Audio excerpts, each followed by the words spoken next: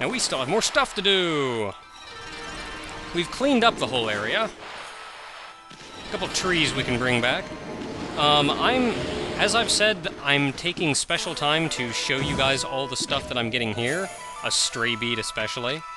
But for the most part, I'm going to be off-screening this. As soon as you rebirth an area, you can run around, do all kinds of fun stuff. Get a whole bunch of praise and whatnot, and again, I'm going to be off-screening most of that because it's going to get long and boring, and you can spend about half an hour doing it if you really want to. Now I should add where I'm heading now, the Moon Cave. And just by going through there, we've heard the music change and the lighting change. So it's just like going through the gate at the beginning, back by Sakuya's tree.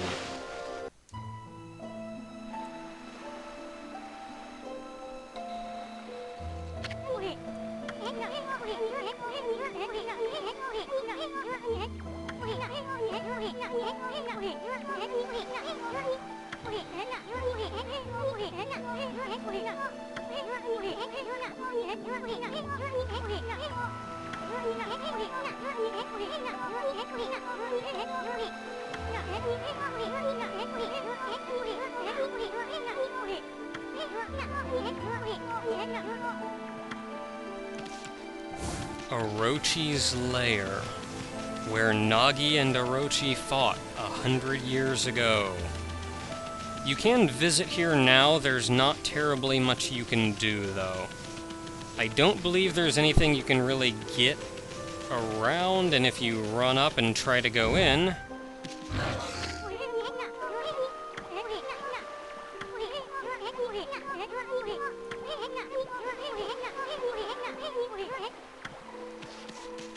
So, yeah. Now, for the most part, there's really only one other thing that I'm going to worry about right now. There's, of course, all kinds of praise and whatnot I can get from the various animals and such, but, for the time being, there's only one more thing I'm going to worry about before we head back to the village.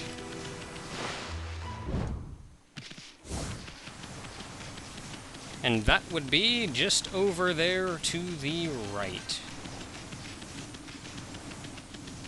If I can sneak by without getting into a fight with any of these things. Or it could be daytime. In which case, I don't have to worry about it quite so much anymore. That does cause me a little bit of a problem, though, since it needs to be nighttime down here. Guess I should have gone here first. Oh well.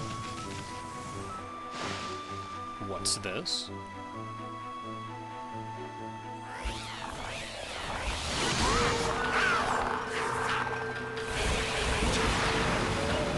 The dead fish. Yet another enemy.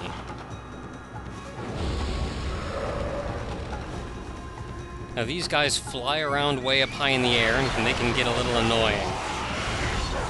So for the most part, I'm just getting rid of these guys so they're out of the way. Him, if you cut his wings off and get him down to the ground, and just beat the tar out of him for a little while.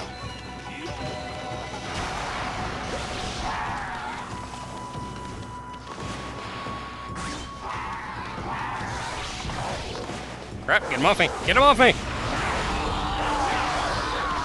I've never known a really nice way to kill those little pieces of crap. You get them down low enough, you beat the tar out of them, and they eventually jump on your back and will explode if you don't kill them fast enough. Tree. Get some fruit while I'm here. The Legend of Orochi! Remember that giant thing that I talked over at the very beginning of the game that I've actually had a couple complaints about? You've been told the story like 4 times, people. It shouldn't be that big a problem. But now we can go back and read it whenever we want to. And some more pottery, which we can sell for obscene amounts of money. You can sell every one, but personally, I prefer keep one of each because you will be getting a number of duplicates. Just because I'm a weird collector that way, I guess. Now, there's not really anything else we can do here because we have to wait for nighttime.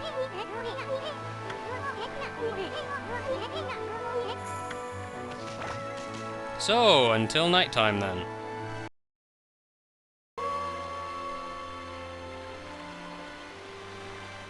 Night falls once again. We see the doors open and he's got his fireworks a-firing. Now there's a light coming from within this leaf pile, but once again there's nothing we can do about that right now. So let's go in and say hi. Hey buddy, what's up?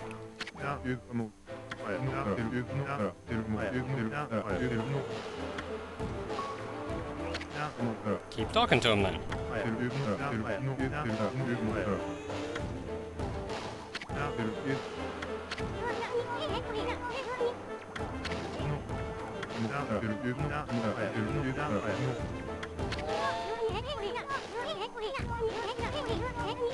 I don't know, of all things you've been called, I think Wisp is probably one of the better sounding ones.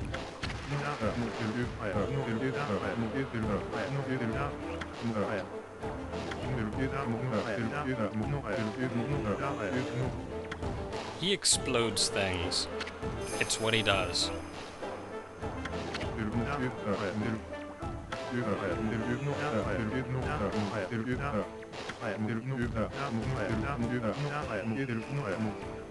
It's a nice looking formula.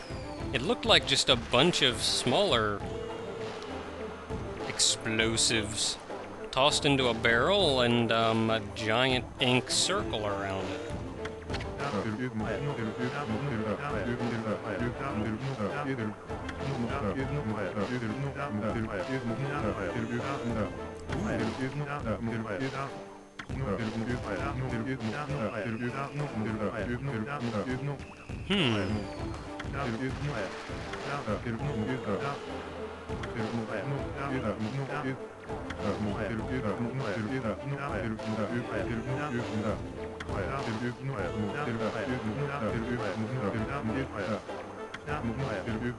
Time for a little divine intervention then, I guess.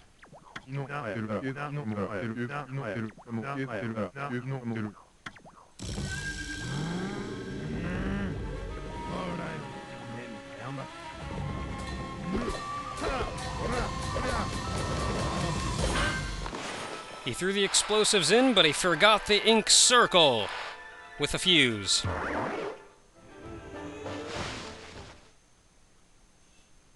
Wait for it.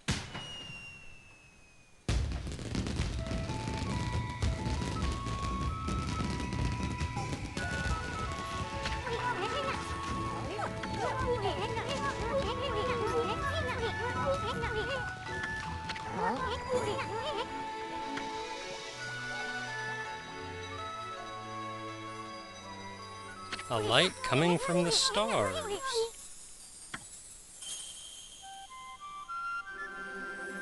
Oh, I thought it was going to be the Big Dipper for a second. Did I miss? Oh, I missed. There we go.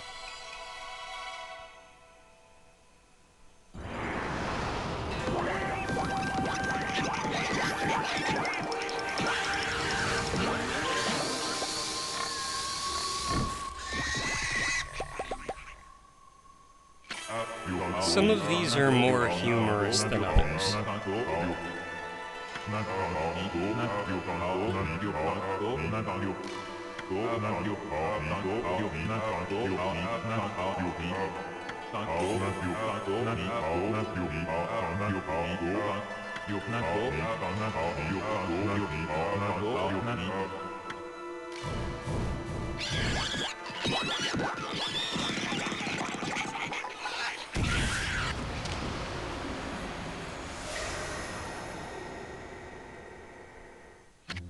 We got a thing.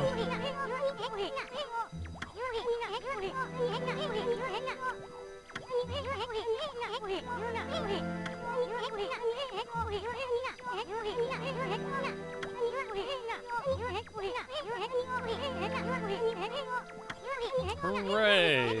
Now you can draw these things anywhere, but on specific places like these cracks in the wall, if you actually draw it close enough to the crack, well, if you draw it normally, it'll sit there and the fuse will go down, eventually it'll blow. If you draw it right next to the crack, though, so it immediately makes contact with it, it blows right away. Small tip.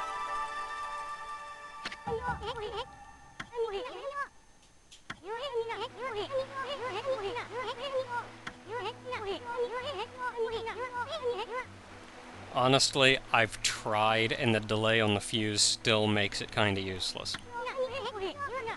Powerful, useless.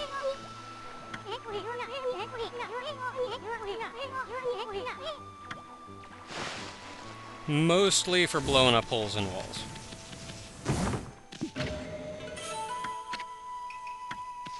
Yet another statue. Now there are a couple things that we can do with this now.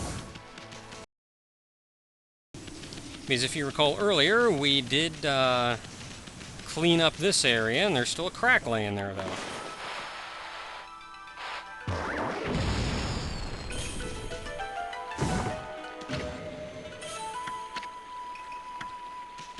The Dragon Palace.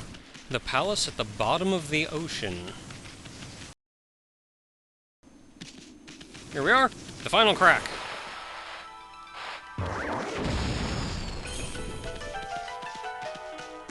Once again, nothing terribly special. But we find another one of these.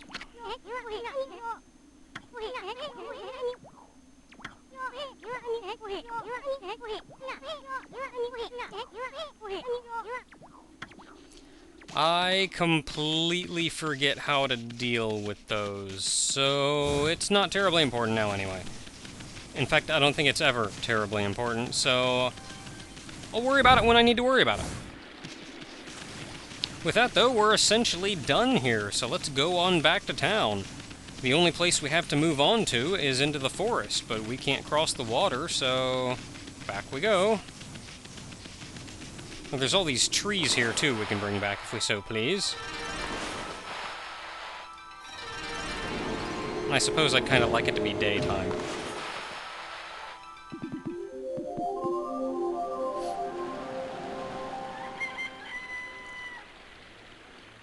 So onwards.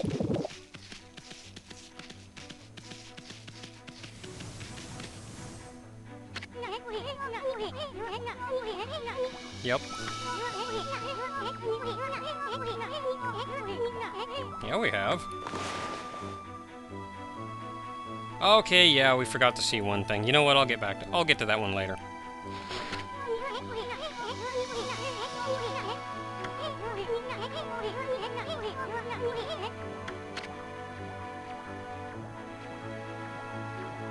No, we're good.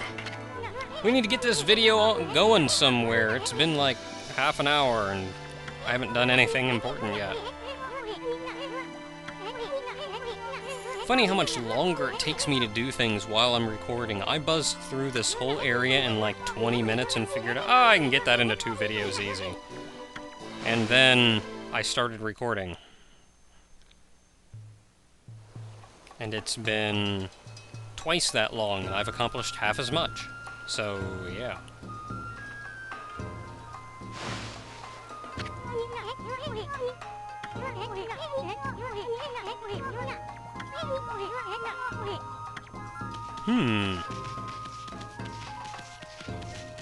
At least the place is looking lively, and Sakuya's got at least a little bit of life back into her now.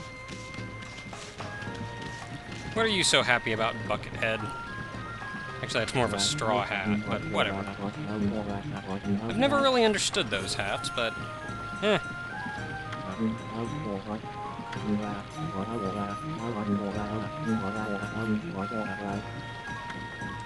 Now what he's referring to are these small trees here. Our next goal is to bloom all of them. There's 15 or so. And then apparently something special will happen.